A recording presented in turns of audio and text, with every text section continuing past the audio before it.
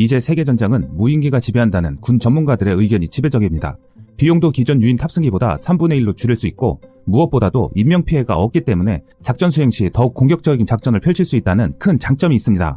하지만 한국은 제대로 된 무인기가 아직 없는데요. 오늘은 한국이 개발 중인 무인기에 대해 알아보겠습니다. 우선 스마트 무인기가 있습니다. 스마트 무인기는 아직 군에 쓰이지는 않습니다. 스마트 무인기를 쓰지 않는 이유는 군에서 이 정도 체급의 무인기에 대한 수요가 없는 것이 첫 번째 문제이고 또 무인기 관련 예산이나 기술력 문제 등이 가장 컸습니다. 우선 한국 실정에 맞게 개발이 용이한 스마트 무인기기는 수직 이착륙이 가능한 틸트 로터 방식인데 틸트 로터의 방식은 로터 블레이드의 회전축과 면을 직접 기울여 수직 상태에서는 헬리콥터처럼 수직 이착륙을 하고 수평 상태에서는 고정익기처럼 고속 비행을 할 수 있도록 만든 추진 방식입니다. 한국은 세계에서 두 번째 개발국인데 대체 이걸 어떻게 써먹어야 할지 몰라서 상용화 보류 중인데요. 틸트 로터는 헬리콥터보다 먼 거리를 빠르게 비행할 수 있는 것이 장점입니다. 헬리콥터와 일반 비행기의 중간쯤 되는 방식입니다. 하지만 육군에서는 전용 발사대나 간단한 장치만으로 무인 정찰기를 이륙, 착륙시킬 수 있는 군단급 무인기 RQ-101 송골매가 있기 때문에 굳이 복잡하고 비싼 틸트 로터 방식이 필요 없습니다. 그나마 해군에서 쓴다면 유용한 방법이기 때문에 해군에서 관심을 많이 가지고 있었으나 정작 해군은 아직 무인 정찰기를 별로 쓰는 추세가 아니다 보니 해군 역시 스마트 무인기를 이용한 군용 정찰기 개발에 적극적이지 않은 상황입니다. 참고로 본래 스마트 무인기는 미국의 벨 항공사가 만든 이글아이라는 무인기에 많은 영향을 받아 개발한 항공기입니다. 이 이글아이도 미국의 해안경비대의 정찰용 무인기로 쓸 예정이었으나 예산 등의 문제로 2000년대 초반에 개발이 중단되어 버렸습니다. 물론 우리나라의 스마트 무인기는 당장 군이나 민간에서 쓰이는 곳은 없다고 해도 우리나라의 부족한 항공우주 기술을 끌어올리는데 큰 역할을 한 것이기에 연구용 실험용 항공기라는 의미만 해도 큽니다. 또 다른 방식의 무인기도 있는데요. 국방과학연구소는 이스라엘 무인정찰기 헤론급의 중고도 무인정찰기를 개발하고 있습니다. 작전 시간이 24시간이고 비행 고도도 높을 뿐 아니라 첨단 관측 센서를 장착하고 있어서 군단 이상 부대에 배치하겠다는 목표를 세웠습니다. 차세대 군단급 무인정찰기 사업은 시제기는 이미 다 만들었고 시험 평가를 통해 성능을 따져보면 양산할 수 있는데 2017년 6월부터 사업이 중단됐었습니다. 방위사업 감독관실에 감독, 감사원의 감사를 받느라 세월을 보냈고 현재는 국방연구원으로부터 사업 타당성 검토를 다시 받고 있습니다. 개발할 시간도 모자랄 판에 감사와 감독받느라 2년 이상을 허송세월을 했습니다. 차세대 군단급 무인 정찰기는 시험 평가를 거쳐 전력화 여부를 평가 후에 진행되고 있는 사업입니다. 현재 한국의 무인 정찰기는 개발 중인 미완성 무기체계입니다. 늘 그렇지만 처음 개발해보는 전인 미답의 도전입니다. 첫술에 배부를 수 없는데도 첫술조차 못 드는 상황입니다. 현실과 수준에 맞게 개발하고 기술을 더 배워서 순차적으로 좀 더 나은 무기체계를 내놓자는 진화적 개발 방식의 적용 없이는 한국 무기는 고사한다는 주장이 수년 전부터 학계를 중심으로 폭발적으로 제기됐습니다. 문제의 발단은 지난 2016년 7월로 거슬러 올라갑니다. 차세대 군단급 무인기 시제기 한 대가 시험 비행 도중 추락했습니다. 항공기의 속도, 방향, 그리고 바람을 계측하는 테스트붐이라는 장비를 연구원들이 실수로 잘못 장착하는 탓에 생긴 사고였습니다. 기체 가격은 67억 원, 방사청에 파견된 감사원, 감사관과 검사들의 조직인 방위사업감독관실의 처분은 관련 연구원 5명에게 균등하게 손해배상 청구하라였습니다. 연구원 1인당 13억 4천만 원씩 물어내라는 겁니다. ADD는 무기 개발 중 사고에 대한 금전적 책임을 연구원에게 떠넘기면 연구원들은 몸살이느라 무기 개발 못한다며 이의를 제기했습니다. 연구원들의 실수가 맞지만 개발 중 발생한 사고에 금전적 책임을 연구원들에게 모두 뒤집어 씌우는 건 합당하지 않다는 여론도 뒤따랐습니다. 연구원들에게 13억 4천만 원씩 배상액을 물리는 처분은 재작년 철회됐지만 곧바로 방위산업감독관실에 감독이 진행됐습니다. 이어 감사원의 감사도 뒤따랐습니다. 이렇게 2년여가 흘렀습니다. 차세대 군단급 무인 정찰기에는 광학적외선 탐지 장비뿐 아니라 합성 개구 레이더도 장착됐습니다. SAR은 지상 표적으로 전파를 쏜 뒤 반사돼 돌아오는 전파를 측정해 영상을 복원하는 장비입니다. 짙은 구름도 뚫고 표적을 정밀 탐지할 수 있습니다. 고고도 무인 정찰기 글로벌 호크가 정찰 위성급이라고 불리는 이유도 SAR과 EOIR 성능에 있습니다. 차세대 군단급 무인 정찰기는 또 위성 통신이 가능합니다. 적의 공격 등으로 지상 기반 일반 통신이 마비됐을 때는 위성 통신을 통해 명령을 받고 작전을 수행할 수 있습니다. 이 기능은 이스라엘의 헤론에도 없는 기능입니다. 일단 현재 개발한 헤론급의 차세대 군단급 무인 정찰기를 띈 뒤 추가적으로 기술을 축적해서 비행고도, 비행시간을 향상시키면 됩니다.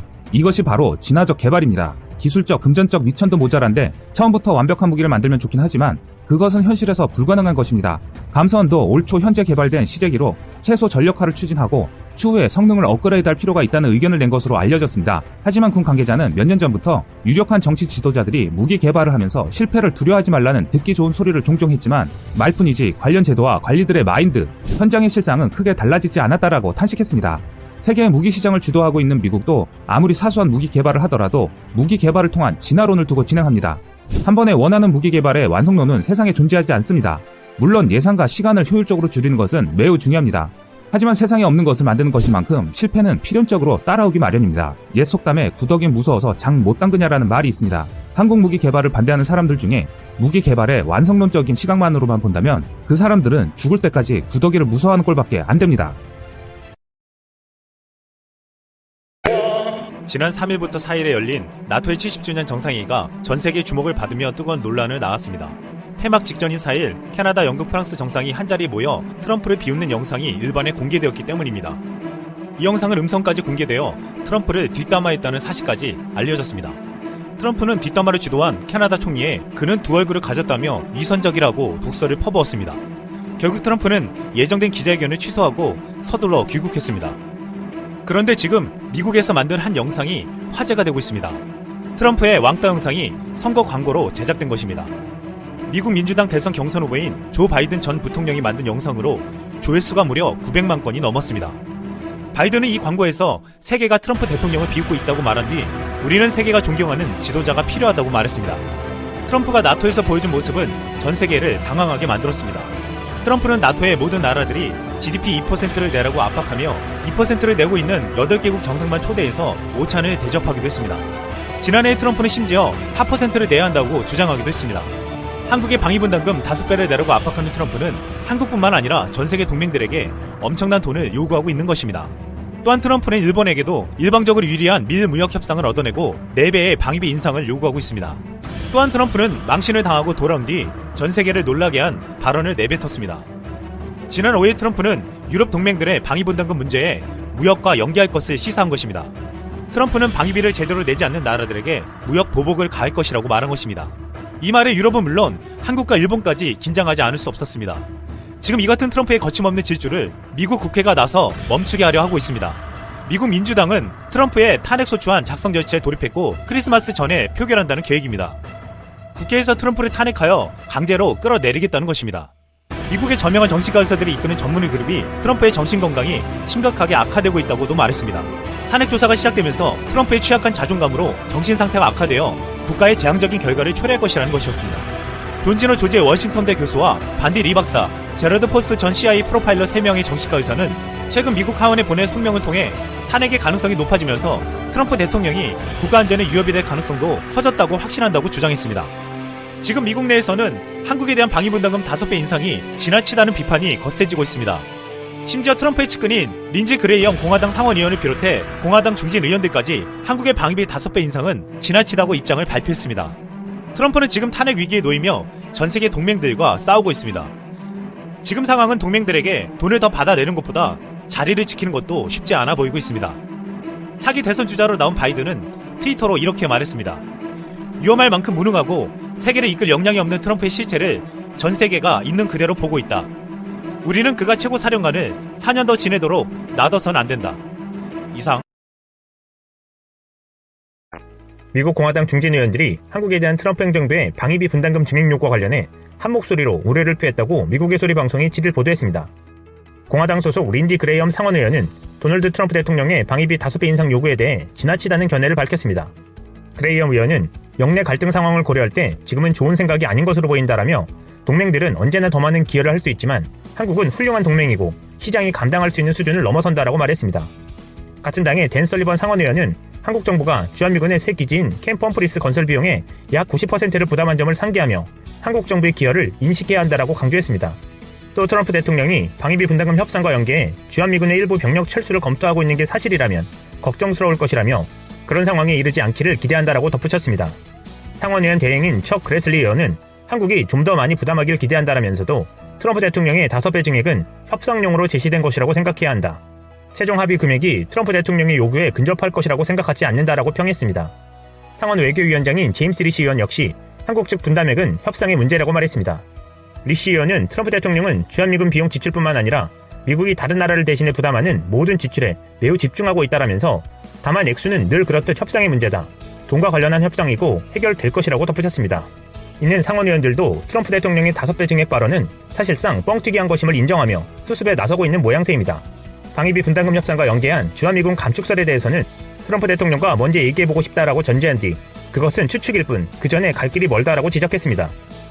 월터 샤프 전 주한미군 사령관은 5일 한미 방위비 분담금 협상과 관련해 몇 달러를 위해 동맹을 포기하지 말아야 한다고 굳게 믿는다라고 밝혔습니다.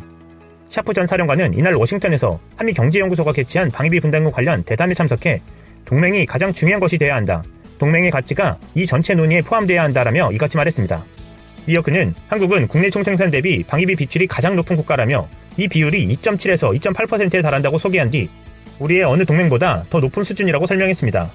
그러면서 2배, 3배, 4배든 5배든 증액이 생긴다면 그 돈은 한국 정부 어딘가에서 나오는 것임을 고려해야 한다라며 나는 그 돈이 국방비에서 나올 것이라고 생각한다라고 말했습니다.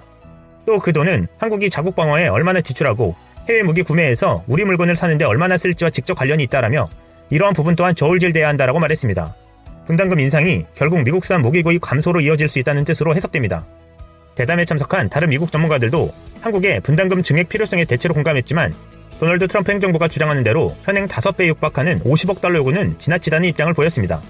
스콧 헤럴드 랜드 연구소 연구원은 평택 미군 기지 건설 비용 110억 달러 중 한국이 약 90%를 부담한 것도 한국 기업은에 포함해야 한다라며 미국을 달러를 벌기 위한 용병으로 변화시킬 위험이 있다고 지적한 뒤 트럼프 대통령이 깊은 연구를 통해 50억 달러라는 숫자를 찾아냈다고 믿지 않는다라고 말했습니다.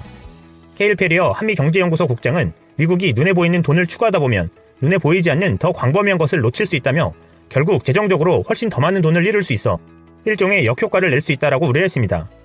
기조 발제자로 나온 송민순 전 외교통상부 장관은 방위비 협상이 제대로 진행되지 못하는 가운데 주한미군 철수론이 나올 경우 한국 내 반미 감정 고조와 함께 자체 핵무장론이 대두될 수 있다고 경고했습니다. 송 전 장관은 미국의 요구는 주한미군의 정체성을 심각하게 떨어뜨릴 것이라며 이 경우 미군은 평균적인 한국인의 존경을 더는 누릴 수 없다라고 말했습니다. 그는 주한미군이 철수하면 한국에서는 핵무장을 한 북한과 함께 살 수 없다는 생각이 강한 지지를 받을 것이라며 트럼프 대통령은 한국이 충분히 지불하지 않으면 떠나야 한다고 말할지도 모른다라고 말했습니다.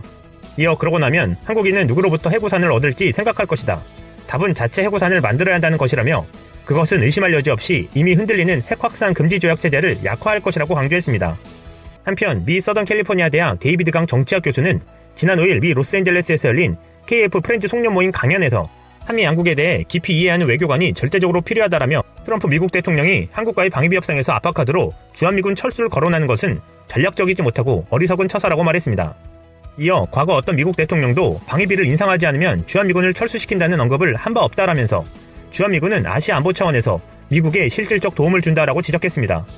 이어 한미 안보 간의 격차에 대해 한국의 안보 전략 우선도는 미국과 완전히 일치하지 않고 일부만 공유되고 있다라면서 미국은 부상하는 중국이 여러 측면에서 가장 큰 위협이 된다라고 인식하지만 한국은 역사적으로 중국보다 일본이 더 위협이 된다고 인식해왔다라고 설명했습니다.